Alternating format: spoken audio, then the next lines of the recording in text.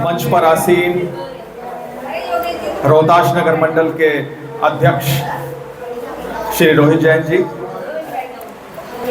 महामंत्री महिमा मेहरा जी, पूर्व निगम पार्षद श्रीमती सुमनलता नागर जी और मेरे सामने बैठे सभी नेतागण, भाइयों और बहनों, जैसा कि जिला से प्रवक्ता जो हमारे आए हैं आज, उन्होंने वीर सेन जी ने बहुत कुछ पहले ही बता दिया है हमारे डॉक्टर श्यामा प्रसाद मुखर्जी के बारे में।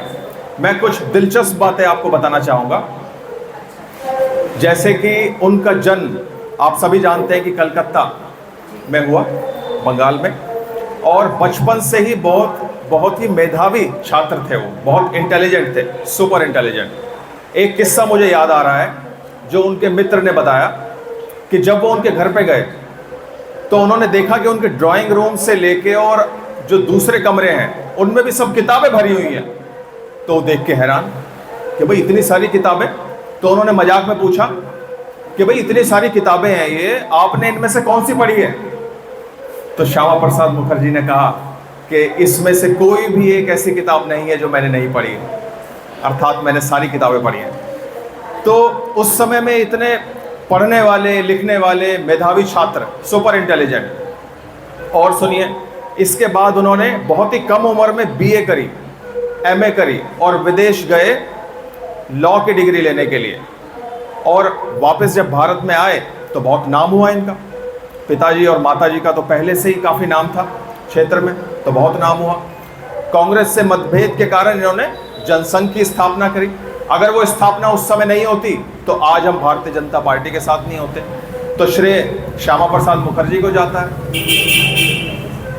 और जम्मू का किस्सा जो यहाँ पे पहले प्रवक्ता जी ने बताया, जयप्रकाश जी ने भी बताया कि भाई एक ही राष्ट्र में, एक देश में दो संविधान, दो नेता, दो शासन, ये नहीं चलेंगे। तो इन्होंने इसका बहुत विरोध किया और कहा कि मैं जाऊंगा, मैं देखूंगा कि क्यों नहीं आने देंगे जम्मू में। तो जब ये गए तो वहाँ इन्हें अरेस्ट कर लिया और जेल में डाल दिया और उसके बाद इनका स्वर्गवास हो गया, ये हमें पता है। तो बहुत ही दिव्य आत्मा थी, बहुत ही अच्छे गुण थे इनके, बहुत सारे परोपकार के काम किए। एक और किस्सा मुझे याद आ रहा है बचपन का कि इन्होंने स्कूल टाइम में जो इनके साथ बच्चे पढ़ते थे उसमें से एक बच्चा बहुत ही इन्हीं की तरह मेधावी था, लेकिन वो फीस नहीं दे पाता, फीस देने में असमर्थ था। तो इन्होंने प्रार्थना करी, रिक्वेस्ट करी प्रिंसिपल से कि भाई आप इसको निःशुल्क पढ़ने दें। तो उस समय अंग्रेजों का शासन था, तो उन्होंने कहा कि भाई हम छात्रवृत्ति तो नहीं देते, स्कॉलरशिप तो नहीं है अभी हमारे यहाँ।